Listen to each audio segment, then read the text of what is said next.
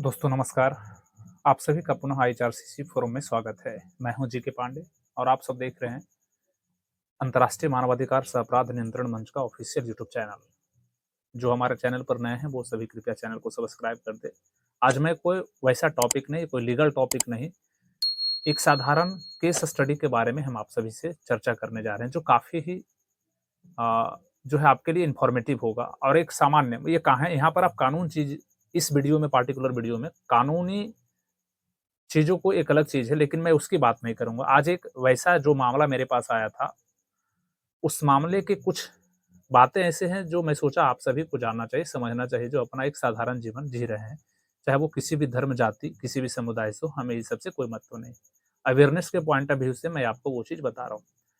चलिए आज हम समझते हैं कि आखिर वो मैंने केस में समझा क्या, वो उस केस में मैंने देखा क्या, उस केस में मैंने सीखा क्या। तो सोचा जो मैं सीखा, जो मैं समझा वो आपको बता दूँ। एक व्यक्ति जो हमारे पास अपनी समस्या को लेकर आता है और वो कहता है कि सर मेरी एक पत्नी है जो कि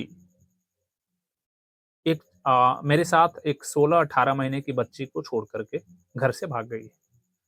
समझने का प्रयास करेंगे कि आखिर समस्या कहाँ है और क्या बातें हैं और कितनी छोटी-छोटी या किसके सहयोग से, किसी के घर में दखल-अंदाज़ी से किसी का घर कैसे बर्बाद होता है, इस चीज़ों को समझते हैं।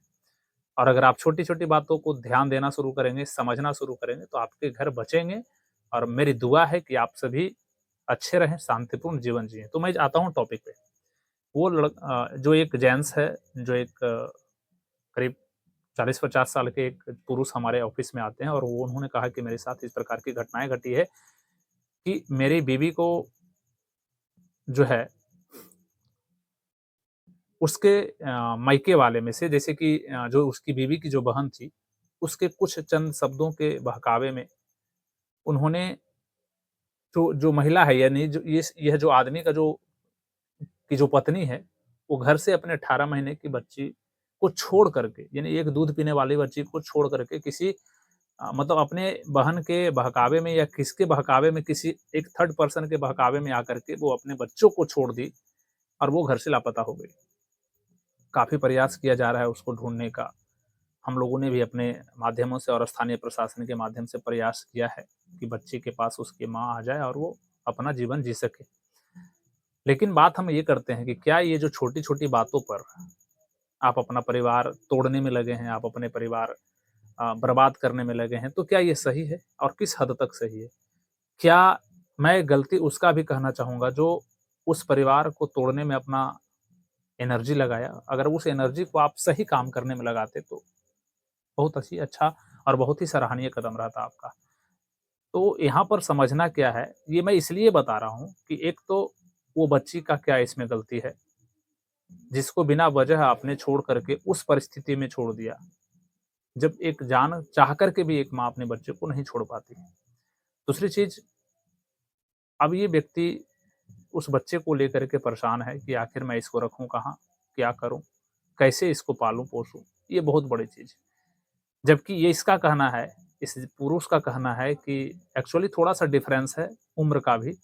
जो जेंट्स है, जो आदमी है, उसकी उम्र थोड़ी ज़्यादा है और जो लड़की है, जो महिला है, उसकी उम्र थोड़ी कम है। कम मतलब बहुत ज़्यादा नहीं, लेकिन डिफ़रेंस है थोड़ा-सा। अब इसका कहना है कि मैं बाहर था, मेरी पत्नी मुझे फ़ोन पर बताई कि मैं बैंक जा रहा हूँ और बैंक से वो पैसे निकाल कर के वो गई तो आज तक नहीं आई। आप लोग कमेंट के माध्यम से ज़रूर बताएँ कि आखिर मामला क्या हुआ होगा? तो हम लोग जो इस चीज़ों को, उस केस को समझे हैं जिसमें यह साफ तौर पर स्पष्ट चलता है कि पता चलता है कि किसी थर्ड पर्सन के इंटरफेरेंस की वजह से, जो है इंटरफेयर की वजह से उसका घर जो है टूट चुका है और काफ़ी समस्या है। तो बस हम समझाने का प्रयास यही करना चाह रहे हैं आप सभी को। इस ये कहानी बताने का मतलब यही है कि कोई तीसरे आदमी जो आकर के आपके घर में दखल-अंदाज़ी देता है, उससे आप सावधान रहें। और जब आप बिखर जाते हैं, अपने परिवार से अलग हो जाते हैं और जो थोड़े समय के लिए आपको सह देता है, जो आपको कोऑपरेट करता है, वो केवल थोड़े वो क्षणिक होते हैं। अगर आपको कोई क्षणिक सुख दिखा करके अगर आपको घर से अलग कर रहा है, तो कदापि ऐसा काम ना करें। क्योंकि जब कानून की चीज़ें आती हैं, तो वो भी दरकिनार हो जाते हैं और वो भी आपसे मुँह मोड़ लेते हैं। अंत में आपका अपना ही सगा ही आपको काम में आता है।